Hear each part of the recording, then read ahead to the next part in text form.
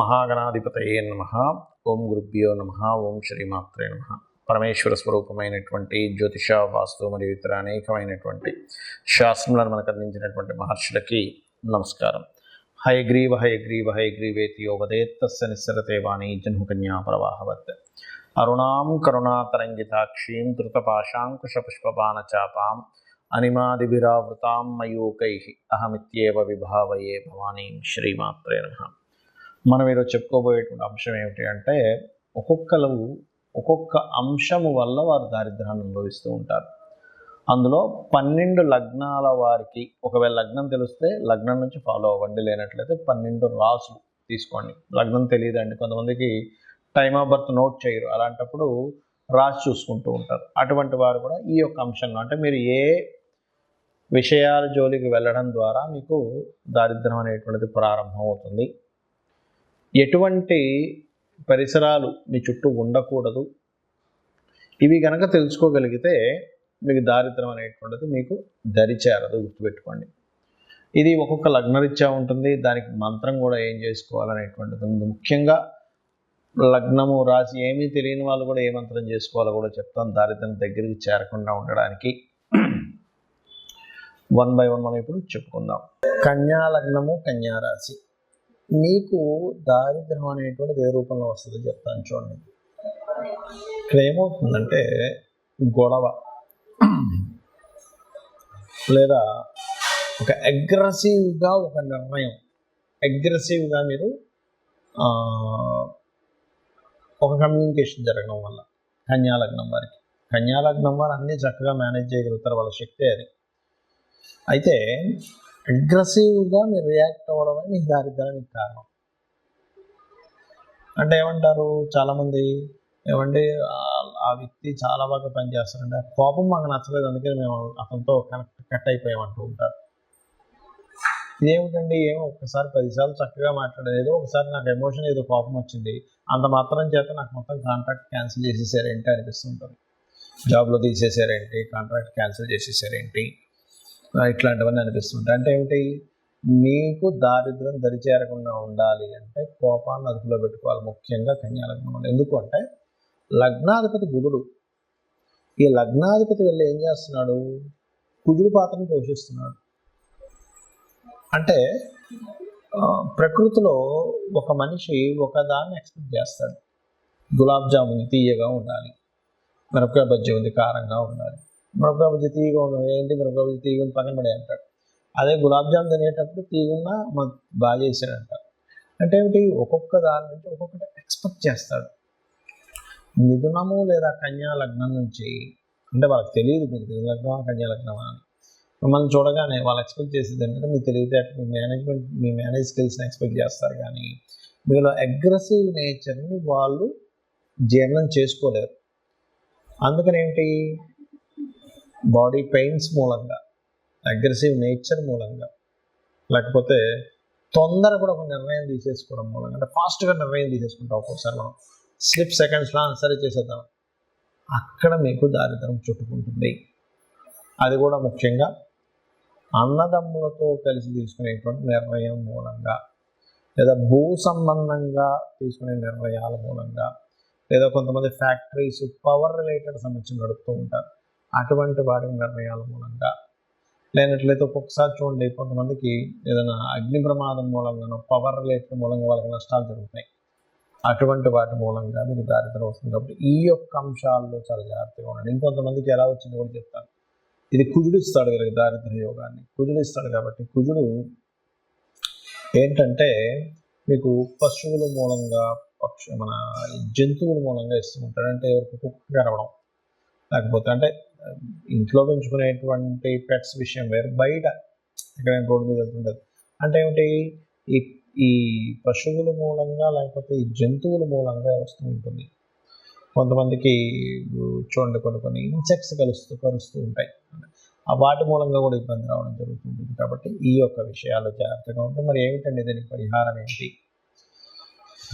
సుబ్రహ్మణ్యేశ్వర స్వామి యొక్క ఆరాధన చేసుకోవడం చేస్తుండాలి. ఎంత మీరు సుబ్రహ్మణ్యేశ్వర స్వామి ఆరాధన చేస్తూ ఉంటే మీకు ఆ దారిద్ర్యం అనేటువంటిది రాదు, గుర్తుపెట్టుకోండి. అలాగే సింధూర లేపనం, ఆంజనేయ స్వామి వారికి శనివారం పూజ చేయడం వల్ల కూడా మీకు దారిద్రం అనేటువంటి దరిచేరదు. సహజంగా అందరూ నన్ను అడుగుతుంది ఏంటంటే, ఏమంటే సహజంగా దారిద్ర దేవత రాకుండా ఉండాలంటే ఎటువంటి జాగ్రత్తలు తీసుకోవాలని అడుగుతున్నారు. దానికి చెప్తానండి. ఒకటి గుర్తుపెట్టుకోండి, ఇంట్లో గనక సూర్యోదయం అయిన తర్వాత కూడా ఎక్కడ పక్కలెత్తకుండా నిద్రపోతూ ఉన్నట్లయితే దారిద్ర దేవత ఖచ్చితంగా ఇంట్లో ఎంటర్ అవుతుంది. అంటే మీరు అనుకోవచ్చు, ఏమండి మా ఇంటి పక్కన పెద్ద బంగ్లా ఉంది, ఆ ఇంట్లో పిల్లలు అయితే అసలు పెద్దాక లెగరు, ఇంట్లో ఎవరు అసలు ఇచ్చేరైనా బాగానే ఉంది అంటే ఒకటే గుర్తుపెట్టుకోండి, వాళ్ళకి పూర్వజన్మల్లో చేసిన పుణ్యము వల్ల ధనాయోగం అనేటువంటిది బలంగా ఉంటుంది. అంత మాత్రం చేత వాళ్ళు హ్యాపీగా ఉండాలని అనుకోకండి. వాళ్ళకి దరిద్ర దేవత అంటే కేవలం డబ్బులు లేకపోవడం మాత్రమే కాదు, గుర్తుపెట్టుకోండి, రోగాలు వస్తుంటాయి మనిషికి. లేనట్లయితే నిందలు ఎక్కువ పడుతూ ఉంటారు. ఇలా ఒకటి కాదు రెండు కాదు చాలా ఉంటాయి. ముఖ్యంగా రోగరూపేణ ఎవరైతే సూర్య భగవానుడు సూర్యోదయం అవ్వకముందు ఎవరైతే నిద్రలేస్తారో వాళ్ళకి రోగాలు వచ్చేటువంటి ఛాన్సెస్ తక్కువగా ఉంటాయి. సూర్యోదయం అయినా కూడా అలాగే నిద్రపోతుంటే రోగం వచ్చే ఛాన్సెస్ ఎక్కువగా ఉంటుంది. ఎందుకు అంటే ఈ రోగానికి సూర్యుడికి సంబంధం ఉంటుంది. సూర్యుడు వచ్చేసరికి మనం తెలివేసి ఉన్నాము అంటే రోగం రాదండి. ఎందుకంటే సహజంగానే సూర్య భగవానుడు ఆరోగ్య ప్రదాత కాబట్టి, ఆరోగ్యం భాస్కరాదిత్యది అంటూ ఉంటారు కాబట్టి ఇది ముఖ్యంగా పాటించండి. అలాగే ఇంట్లో పాత వస్తువులు, శాస్త్రం ఏం చెప్పిందంటే పాత మనుషులు అంటే ఏమిటి, బాగా ఏజ్డ్ పర్సన్స్ ఇంట్లో ఉండాలి. ఎందుకంటే వాళ్ళ సూచనలు వాళ్ళ అనుభవాల ద్వారా మనం రక్షింపబడతాం. కానీ విరిగిపోయినవి పాడైపోయిన వస్తువులు ఇంట్లో ఉండకూడదని చెప్పింది. అవి ఎంత ఎక్కువగా ఉంటాయి ఇంట్లో, పనికిరాని వస్తువులు అంత దారిద్ర్యం పెరుగుతూ ఉంటుంది. ఇంట్లో బూజు ఎక్కువ పట్టడము, పాత గోళ్ళగా ఉండడము, ఇల్లంతా మట్టి కట్టుకుపోయినట్టుగా పాతగా అయిపోవడం, ఇది కూడా దరిద్రానికి సంకేతం. ఇంట్లో చినిగిపోయిన వస్త్రాలు ఉన్నట్లయితే, ఇప్పుడు ఒకటండి, ధనం లేదు, బాగా పేదరికం అనుభవిస్తున్నారు, చినిగిన వస్త్రం వేసుకోవడమే అతనికి ఇంకా గత్యంతరం మరొకటి లేదన్న వాళ్ళకి మనం ఏం చేయలేము. కానీ కొంతమంది ఏం చేస్తారంటే తెలియక చినిగిన వస్త్రం ధరిస్తారు. ఏం కాదులే, డబ్బులున్నా కూడా కొంతమంది అటువంటివి ధరిస్తే దారిద్ర దేవత వస్తుందని చెప్తుంది శాస్త్రం. ఎందుకు అంటే చెప్తాను చూడండి, చిన్న లాజిక్ ఇక్కడ ఏం లేదు. చినిగిన వస్త్రం వేసుకుని ఎక్కడికి వెళ్ళాను, చూశాడు, మన మీద అంచనా వాళ్ళు ఆ వ్యక్తికి చినిగిన వస్త్రాలు వేసుకున్నా అంటే ఈ వ్యక్తి దగ్గర ఏమీ లేదేమో, చాలా దారిద్రంలో ఉన్నాడేమో, ఈయనకి పెద్దగా మనం మర్యాద ఇవ్వాల్సిన పని లేదు అనుకునే వాళ్ళు కూడా ఉన్నారు. అందరూ అలా ఉన్నారని నేను చెప్పట్లేదు. కాబట్టి ఆ యొక్క విషయంలో వస్త్రం చాలా జాగ్రత్తగా ఉండాలి. వస్త్రం చాలా మంచి వస్త్రం వేసుకోవాలని మనకు శాస్త్రాలు చెప్తున్నాయి. అలాగే మరొకటి ఏంటంటే, ఇక్కడ మీకు లగ్నం తెలియదు, రాశి తెలియదు, కానీ దరిద్రం రాకూడదు. కొన్నిసార్లు ఏమవుతుందంటే దారిద్ర భావము అని ఉంటుంది జ్యోతిష్ శాస్త్రంలో. 3వ స్థానాన్ని దారిద్ర భావము అంటారు. ఆ 3వ అధిపతి కనుక మీకు లగ్న సంబంధాలు ఏర్పడినప్పుడు ఎప్పుడు ఏదో ఒక పెయిన్, ఏదో ఒక దారిద్రం మీ వెంట పడుతూనే ఉంటుంది. అప్పుడు మీరు చేయవలసింది ఏమిటంటే, విష్ణు సహస్రనామాల్లో ఒక నామం ఉంది మీకు దారిద్రం పోవడానికి, మీకు ఎప్పుడు పెయిన్ ఉంటే పోవడానికి ఏమిటది అంటే ఓం మధుసూదనాయ నమః. ఈ నామం మీరు ఎంత చేస్తూ ఉంటే అంత దారిద్రం అనేటువంటిది తగ్గుతుంది. కొంతమందికి థర్డ్ కనెక్టివిటీ వచ్చినప్పుడు దారిద్రం ఉండదు, కానీ అది ఎలా ఉంటుందంటే ఎప్పుడూ కష్టపడుతూనే ఉన్నానండి, చిన్నప్పటి నుంచి నా పని కష్టపడటమే, చిన్నప్పటి నుంచి ఏదో పెయిన్ అనుభవించడమే అంటూ ఉంటారు. అటువంటి వారికి కూడా ఈ యొక్క మంత్రం బ్రహ్మాండంగా పనిచేస్తుంది, గుర్తుపెట్టుకోండి.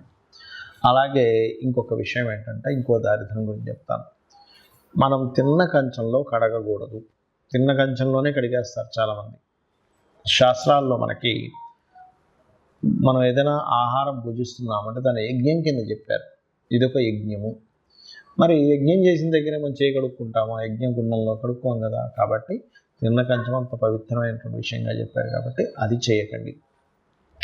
ఇక మరొక విషయం ఏంటంటే, చాలామందికి అలవాటు అయిపోయింది ఈ మధ్యకాలంలో సూర్యోదయానికి ముందు స్నానం చేయమని చెప్తుంది, కానీ సూర్యోదయం తర్వాత స్నానం చేయడం, ఇవన్నీ కూడా దారిద్రానికి హేతువులు.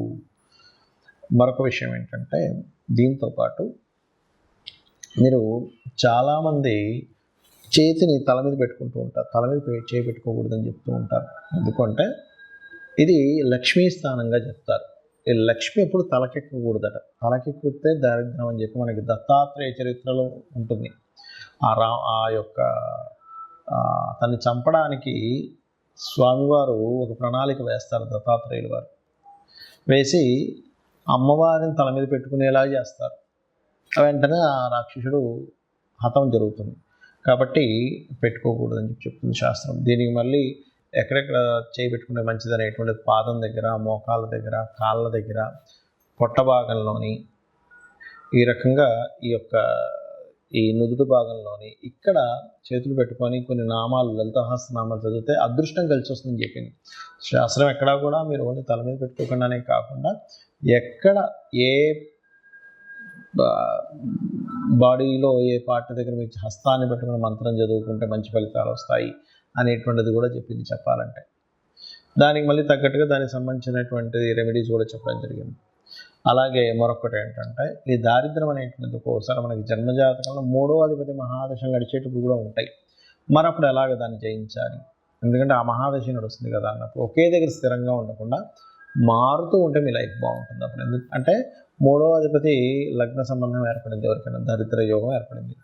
అప్పుడు ఆ జాతకుడు ఆ ఉన్న ఊరు నుంచి వేరే ఊరికి వెళ్ళి బ్రతికితే బాగుంటుంది. చాలామంది చూడండి ఊర్లలో ఏదో పని చేసుకుని బతుకుతారు, అసలు ఎదగరు. కానీ అదే వ్యక్తి సిటీకి రాగానే మళ్ళీ బాగుంటుంది. ఎందుకు?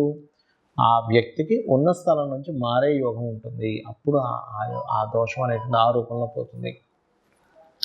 అలాగే మీ ఇంట్లో పాత వస్తువులు, పాత బట్టలు ఎక్కువగా ఉన్నాయి కానీ మీరు వేసుకోవట్లేదు. అలాంటప్పుడు ఆ బట్టలను చక్కగా ఉప్పుని నీటిలో ముంచి తీసేసి ఆరబెట్టిన తర్వాత వాటిని దానంగా ఇచ్చేసేయండి. ఇంట్లో వాడకుండా పాతగా అలాగే ఉండిపోతే అది కూడా చాలా పెద్ద, అందులో ముఖ్యంగా వస్త్రాలకు సంబంధించిన విషయంలో. ఇంకోటి ఏంటంటే, చాలామంది ఈ తల మీద ఉండేటువంటి, శిరస్సు మీద ఉండేటువంటి ఈ ఏదైతే జుట్టు ఉంటుందో దానికి లోపల కొంతమందికి డాండ్రఫ్ అనుకోండి, లేకపోతే మట్టి కానీ ఎక్కువగా ఉంటుంది గడ్డానికి, తలకి. అవి ఎక్కువగా ఉండడం కూడా శాస్త్రంలో మంచిది కాదని చెప్పారు. ఇక్కడ మీరు సైంటిఫిక్గా కూడా ఆలోచించినట్లయితే దానివల్ల మనిషికి రోగం వచ్చే ఛాన్స్ ఉంటుంది. రోగమే దారిద్రంగా కూడా చెప్పింది శాస్త్రం. కాబట్టి ఈ యొక్క అంశాలు జాగ్రత్తగా ఉండాలి. మరొకటి, ఎక్కువ దారిద్రం ఎందుకు వస్తుంది అంటే, అన్నదమ్ములతో మీరు సరిగ్గా చేయాల్సిన కమ్యూనికేషన్ సరిగ్గా చేయకపోయినా అనవసరమైన ద్వేషాలు పెంచుకున్న దారిద్రం వస్తుందని చెప్తుంది శాస్త్రం. అంటే అన్నదమ్ములతో, అక్కచెల్లెలతో చిన్న చిన్న విషయాలు పట్టుకొని వాటిని ద్వేషంగా మార్చుకొని వాటిని మిస్అండర్స్టాండింగ్గా చేసుకుంటాం. ఎందుకంటే 3rd హౌస్ ఈజ్ దారిద్ర స్థానం. 3వ స్థానాన్ని దారిద్రము, పరాక్రమము, పౌరుషము, ధైర్యం ఇవన్నీ చెప్పారు. అందులో దారిద్రం కూడా ఉంటుంది. మీరు ఇక్కడ ఎప్పుడైతే మీరు ఇది చేస్తుంటారో అదొకటి. ఇంకా అన్నిటికంటే గొప్పది చెప్తాను చూడండి.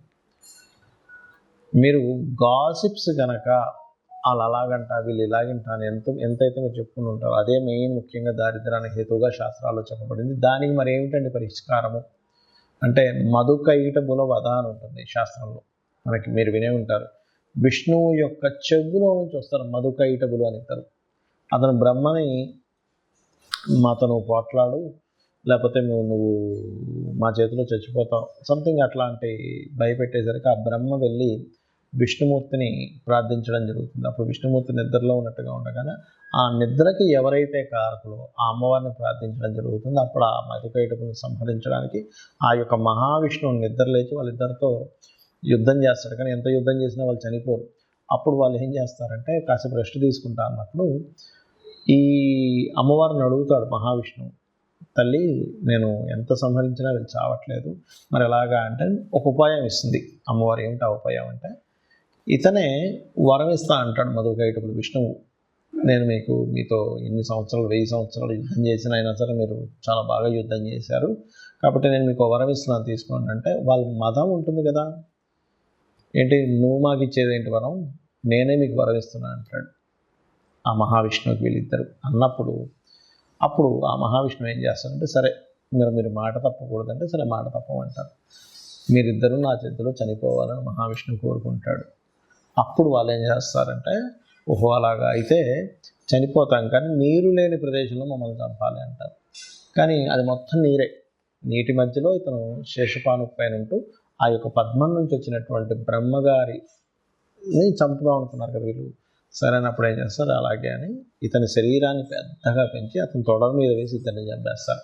ఇది మధుకైటబుల వధ ఎవరైతే వింటారో వాళ్ళకి కూడా దారిద్ర నాశనం జరుగుతుంది అని చెప్పి శాస్త్రవచనం. శ్రీమాత్రే నమః.